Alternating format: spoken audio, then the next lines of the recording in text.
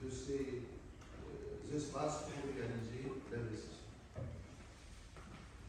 Le secteur de l'industrie,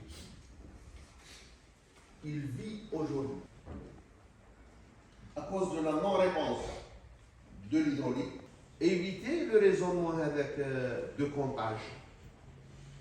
Tizi Ouzou dispose de 3 zones industrielles, c'est un comptage.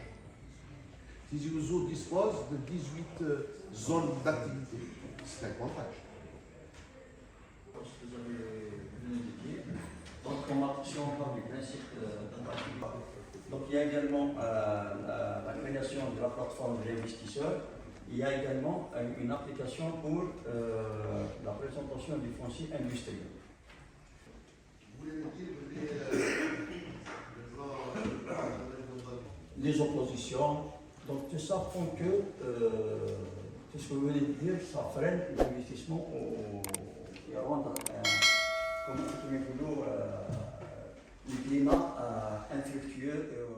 Le plan d'aménagement de la wilaya, il s'inspire du SNAT, le schéma national de l'aménagement du territoire, qui lui, avec son ancrage juridique de la loi 0102, qui traite de la question de l'aménagement du territoire. Et la réflexion a été engagée et un schéma a été arrêté et qui a fait l'objet d'une approbation par une loi en 2010. Donc toutes les grandes lignes qui traitent la question de l'aménagement à l'échelle macro a été définie. Ceci dit, le SNAT, il a comme retombée le schéma régional qui a été donc repris en la forme d'un schéma de programmation d'aménagement des territoires, le 7, et qui, toujours en amont, le SNAT a donné lieu au schéma régional et il a donné aussi lieu au SDS qui est le schéma sectoriel, avec finalité en aval, le BDO. Donc c'est une question qui traite de l'aménagement des territoires à l'échelon macro et à l'échelle régionale et à l'échelle wilaya. En quoi consiste le SNAT et en quoi consiste le PAO? Le SNAT, c'est une action de l'État qui traite de la question du développement des territoires, avec un principe fondamental qui est la définition des points forts, la définition des points faibles,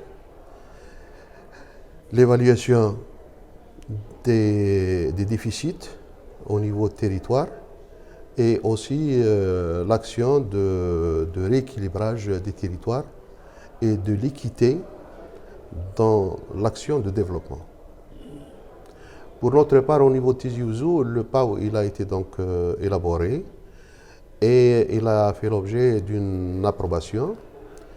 Il a défini plusieurs axes qui traitent de l'échelon local et son intégration dans l'échelon régional. À partir de là, donc il y a eu une batterie d'objectifs qui a été arrêtée. Et ces batteries de mesures respectent les principes fondamentaux du SNAT, qui sont la durabilité, au sens préservation de l'écosystème, pérennité de l'action de développement. Il a traité aussi de la question des mesures de rééquilibrage des territoires, que ce soit sur le plan urbain ou rural.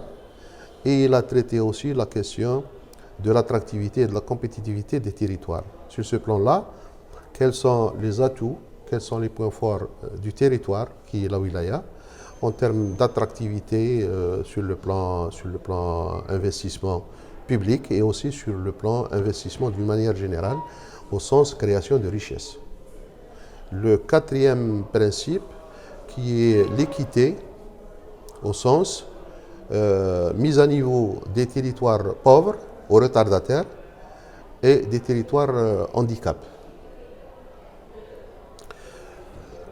Le PAO, donc, pourquoi il a nécessité une actualisation? Tout d'abord, le PAO il a été donc initié, le SNAT il a été initié en 2010. Il y a eu une période d'évaluation qui était de 2010 à 2015. Et de 2015, c'était mesurer toutes les actions initiées au titre du PAO, du SNAT, sur le bien-être et sur le développement d'une manière générale. Bien sûr, là intervient un principe que nous avons abordé tout à l'heure. Est-ce que le développement qui a été souhaité, qui a été engagé par le PAO, est-ce que c'était un aménagement et un développement souhaité? Est-ce que c'était un aménagement et un développement désiré? Ou est-ce qu'il était un développement et un aménagement utile? De l'examen du PAO, il ressort que l'actualisation est venue à un moment crucial, un moment où le pays, tout d'abord, connaît beaucoup de mutations au plan institutionnel, au plan politique et au plan géopolitique. N'oublions pas les effets du Covid, avec tout ce que ça induit comme répercussions sur le plan économique. Et un autre phénomène, c'est les aléas naturels qui depuis constituent ou affectent beaucoup de choses sur lesquelles on était tranquille. Je donne l'exemple du stress hydrique qui au plan du schéma d'aménagement de 2010, c'était la réalisation de barrages, qui aujourd'hui malheureusement avec le stress hydrique et les problèmes de pluviométrie, nous n'avons pas donc atteint l'objectif. Donc en termes d'aménagement, en termes d'action de développement, ne serait-il pas indiqué d'actualiser cette approche et revenir vers d'autres mesures qui traitent de la question de la disponibilité de la ressource en eau? Monsieur Louali, on vous avez un petit peu interpellé, exhorté entre parenthèses vos collaborateurs de l'exécutif, dans la mesure où l'aménagement du territoire, et pour ainsi dire, pour plagier un économiste qui dit que c'est beaucoup plus une partition musicale où tout le monde doit jouer avec son instrument, mais jouer la même partition. Vous avez mis l'accent sur l'énergie. Vous avez dit que c'est un secteur qui est au point zéro dans la mesure où il y a l'interactivité, ou alors l'interconnexion de tous les secteurs. Quel est un petit peu aujourd'hui, où on sent un peu les choses? Je crois que le principe d'aménagement repose sur un élément de taille, qui est la synergie.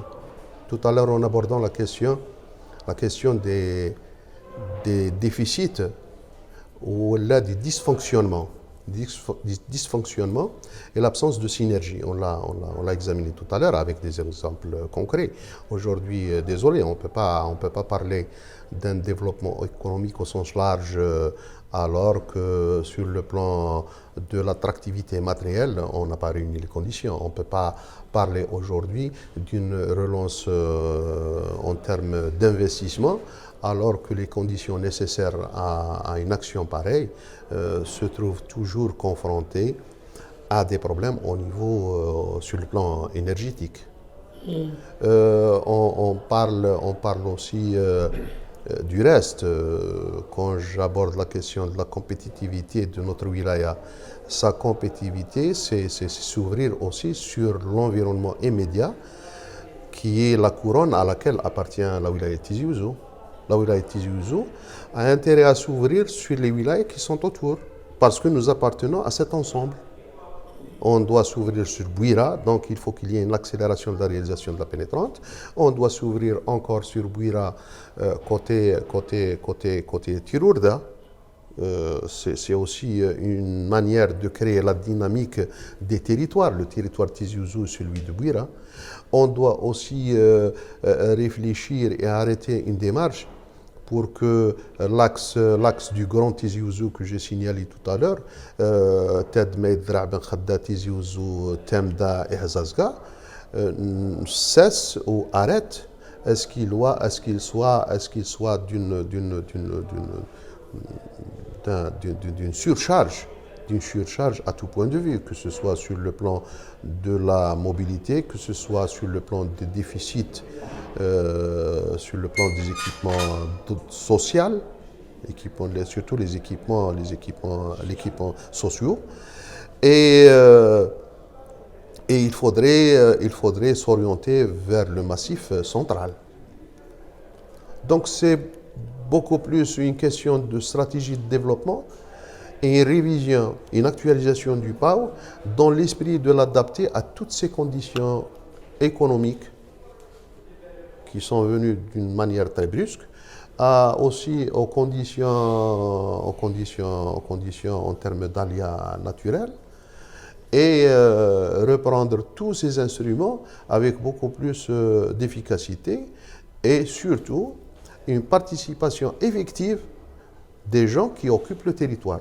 Je ne peux admettre, est-ce qu'il y ait un examen d'IMBDO, est-ce que sans auquel ne soit adhéré le citoyen qui vit sur ce territoire. Donc c'est une question d'approche. Le SNAT, les recommandations du SNAT en termes d'approche, il traite de la question de l'approche territoriale, là où je vis. Il traite de la question de la prospective, qu'est-ce que je veux devenir. Il traite de la question de l'équité et du rééquilibrage à l'intérieur même d'une aire de programmation ou d'aménagement. Il y a des différences qu'il faudrait atténuer. Et toutes ces actions, c'est assurer une fixation et réduire de cette mobilité brusque qui affecte les territoires déjà, entre guillemets, légèrement équilibrés, mais qui sont saturés. Donc, à tout point de vue, le plan d'aménagement de la wilaya doit être perçu comme un outil de programmation et aussi un outil de gestion future du devenir de la wilaya de Tizi Ouzou. Monsieur Louali, une dernière question, si vous permettez. Dans la mesure où aujourd'hui, le SNAT a mis l'accent beaucoup plus sur le rail, le chemin de fer. Qu'en est-il aujourd'hui du tronçon Tizi Ouzou à Azazga, où on est un peu le projet de cette voie ferrée? Dans la mesure où je vous dis que le SNAT, selon ses initiateurs, il a été question justement de mettre l'accent sur le chemin de fer. Où en est ce projet? Aujourd'hui, je ne peux pas dire qu'il y a beaucoup de choses qui ont été engagées grâce à la vision ou à la stratégie qui a été définie par le SNAT et par conséquence par le PAO. Le rail de Tizi Ouzou, le transport, en termes de transport, il y a quelques années, c'était un rêve. Oui.